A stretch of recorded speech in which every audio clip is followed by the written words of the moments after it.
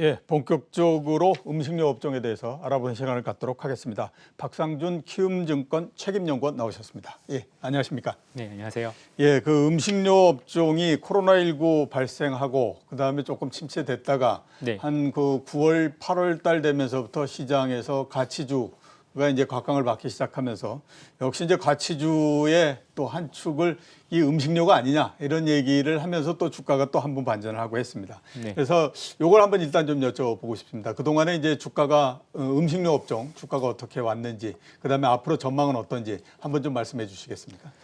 예, 일단 그 주가가 이제 사실 저희가 봤을 때는 한 8월 중순까지 좀 강하게 움직였고 그리고 이제 조정을 받았죠. 그러니까 조정을 받았을 때 보면은 사실 실적은 뭐 괜찮은 거 아니냐라는 이제 생각들이 많았는데 어쨌든 이제 코로나19 때문에 지금 국내 그 소비자들의 라이프 스타일 자체가 외식에서 내식 쪽으로 많이 넘어갔거든요. 근데 음식료 업체들은 아무래도 시가총액 상위 업체들이 내식 쪽의 비중이 높다 보니까 그걸로 이제 주가가 많이 올랐는데 21년도 실적 이제 내년이죠. 내년 실적을 얼마나 이게 여기서 믿을 수 있는 거냐 이런 이제 우려가 생기면서 최근 한 3개월 동안 뭐 지수 대비 좀 약세를 보였다고 생각을 하고 있고요. 그래서 PER로 봤을 때, 그러니까 업종의 PER로 봤을 때 평년 대비는 한 15% 정도, 그게 조금 지금 내려와 있는 상태라고 보고 있고요.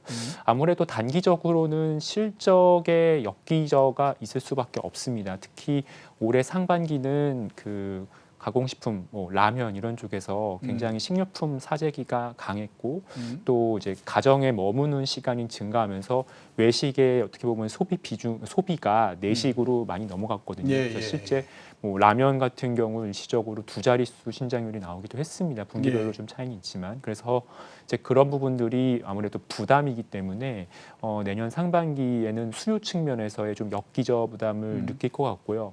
그리고 두 번째로 이제 곡물 가격이 오른 부분이 또 부담입니다. 물론 이제 시장의 이제 유동성이 많이 풀리면서 달러가 약세로 갔지만 현재 달러 시세가 유지된다고 가정하고 내년도 분기별로 이제 달러 약세 정도를 보면 한 10% 내외인데 곡물가는 한 30%에서 뭐 40%까지 오른 부분도 있거든요. 물론 좀 뭐 덜 오른 쪽은 뭐 한 20%이 정도 되긴 하는데 그래서 곡물 가격 상승이 원재료 투입 단가의 부담이 될 수밖에 없고 이게 가격 인상으로 연결되거나 아니면 베이스가 사라지기 전까지는 마진의 스프레드가 좀 불확실성이 있는 건 사실입니다. 그래서 그 두 가지가 수요랑 비용 측면에서의 내년도 불확실성으로 저희도 보고 있고요.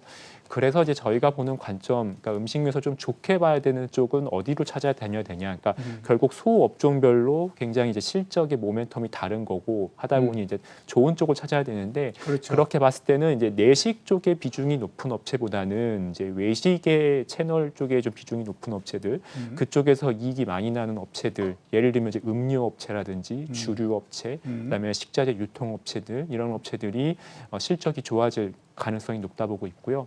그리고 두 번째로 최근에 이제 그 중국이 이제 아프리카 돼지 열병 이후에 중국에서 다시 돼지 살코스가 급격하게 올라오고 있거든요.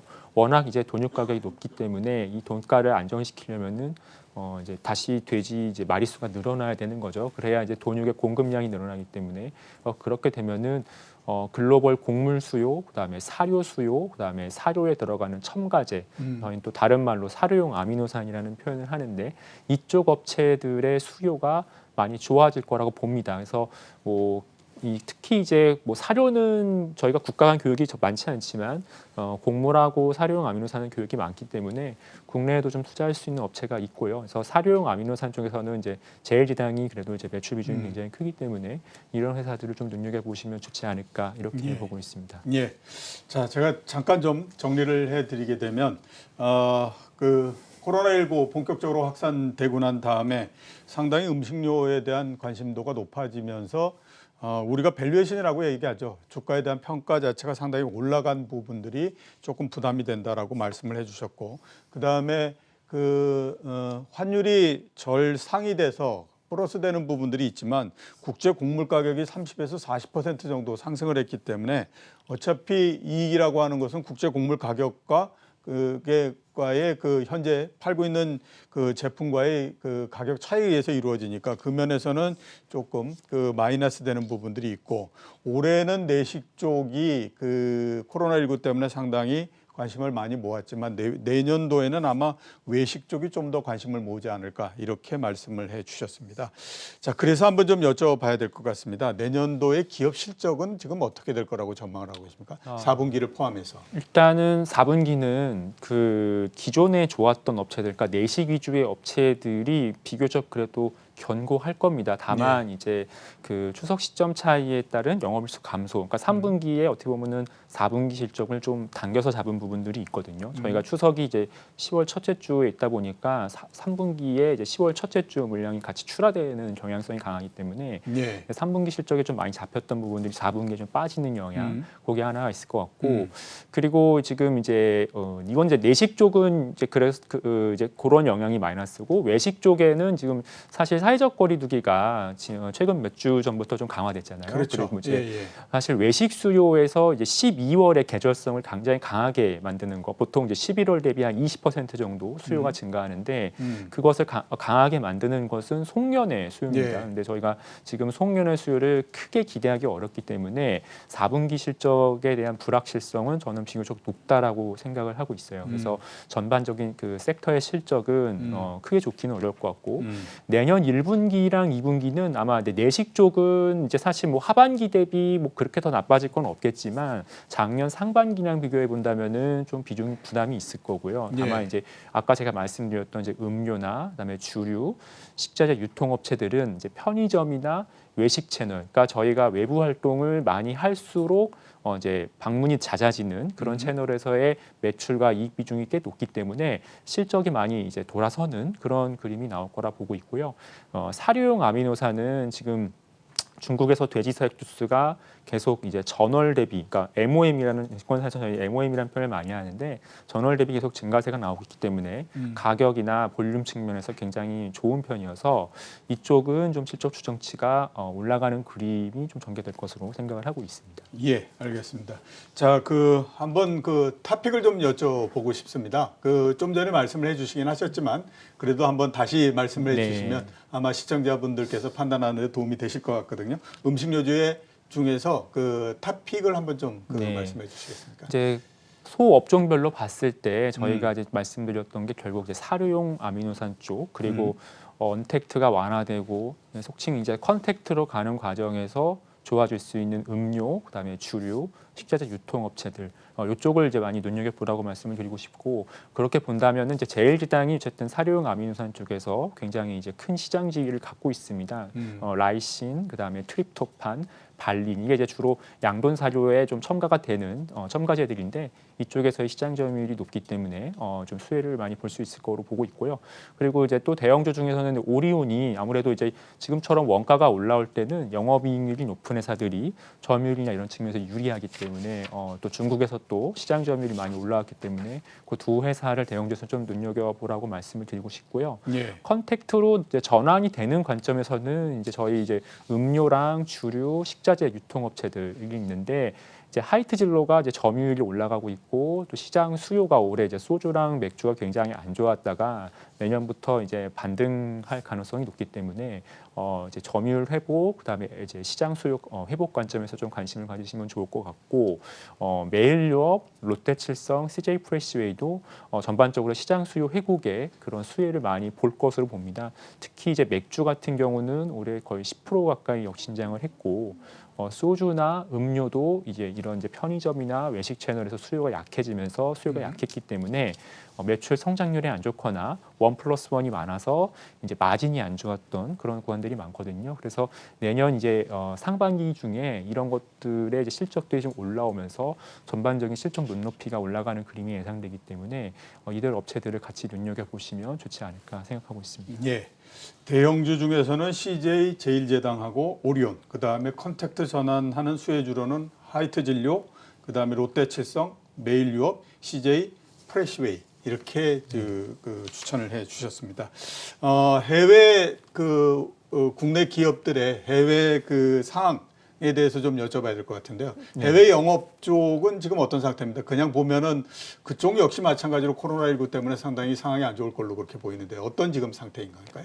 이제 조금 그 업종에 대해서 좀 생각을 해봐야 되는데 저희가 이제 그냥 코로나가 있으니까 안 좋을 수 있겠구나라고 이제 할 수 있는 반면에 이제 한국에서 이제 해외 사업을 잘하고 있는 회사들의 특징은 전반적으로 이제 가공식품 업체, 그러니까 저희가 흔히 말하는 뭐 제일제당이 만드는 그런 이제 간편식을 만드는 업체들 아니면은 지금 화면에 나오는 라면 업체들이 이제 한국에서는 좀 그래도 해외 매출 비중이 높은 회사들입니다. 근데 이 섹터는 이제 뭐 국내뿐만 아니라 해외도 식료품 사재기가 발생했고 내식 수요가 증가했던 부분이 있기 때문에 올해 수요 성장률이 굉장히 좋았어요. 그래서 뭐 한국 업체들이 뭐 장기적으로는 계속 해외를 확대하려고 하고 있고 K푸드에 대한 관심이 있는 상황이기 때문에 시장에서 꾸준하게 성장이 나오기는 하겠지만 올해는 분명히 시장 수요가 굉장히 좀 엽기적이다. 그러니까 베이스가 높았다라고 봐야 될 것 같고 그렇게 되면 내년에는 성장을 하더라도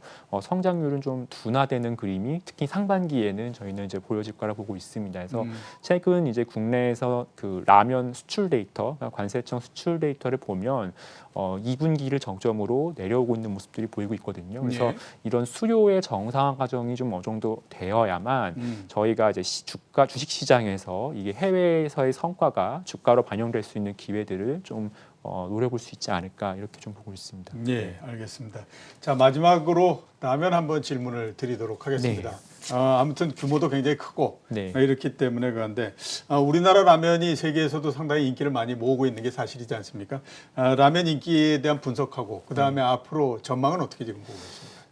일단은 이제 국내 1위 업체인 농심이 이제 미국에서 사실 연초에 굉장히 그 좀 좋은 마케팅 거리가 있었어요. 그래서 이제 그 오스카 사관왕에 그 빛났던 그 영화에 이제 농심의 제품이 소개되면서 저희도 사실 많은 걸 기대했는데 하필 이게 코로나랑 같이 좀 왔습니다. 그래서 뭐 실적을 그냥 겉으로 봤을 때는 이제 미국이랑 중국 실적이 굉장히 좋으니까 미국인들도 짜파구리를 많이 먹나 보다라고 생각할 수 있지만 사실 지금 수요가 올라온 거는 그쪽에서 올라왔다기보다는 기존에 팔렸던 제품들을 중심으로 이제 올라왔던 것 같거든요. 그래서 이제 그런 부분이 사실 올해 조금 시장 수요는 좋았지만 점유율 측면에서는 조금 아쉬웠던 부분이라 생각을 하고 있고 이처럼 이제 국내 업체들이 이제 그런 K 컨텐츠를 베이스로 해서 마케팅을 잘 하고 있고 또 사실 한국이 그 라면 제품 수준이 저는 굉장히 높은 편이라 보거든요. 일당 소비량도 사실 한국이 글로벌 거의 탑이고 그 정도로 사실 그 입맛이 깐깐한 소비자들로부터 선택을 받은 제품들이기 때문에 해외에서 통할 수 있는 여지는 중장기적으로는 저는 잠재력은 있다 보고 있습니다. 근데 다만 앞서 말씀드린 그런 엽기저가 있기 때문에 이제 그런 부분들이 수요의 레벨이라는 건 저희가 좀 확인해보고 가면서 갈 필요는 있거든요. 그래서 그런 것들이 어느 정도 정상화되고 나면은 라면 업체들의 그런 해외 확대에 관련된 스토리들이 PER에 좀 반영이 될 수 있을 거라고 좀 기대를 합니다. 예, 알겠습니다. 뭐 라면은 음식료에서도 상당히 큰 부분이고 모든 사람들이 아무튼 관심을 굉장히 많이 갖는 부분 아닌가라는 생각이 듭니다. 자, 오늘 나와주셔서 대단히 감사합니다. 네, 감사합니다. 예, 지금까지 박상준 키움증권 책임연구원이었습니다.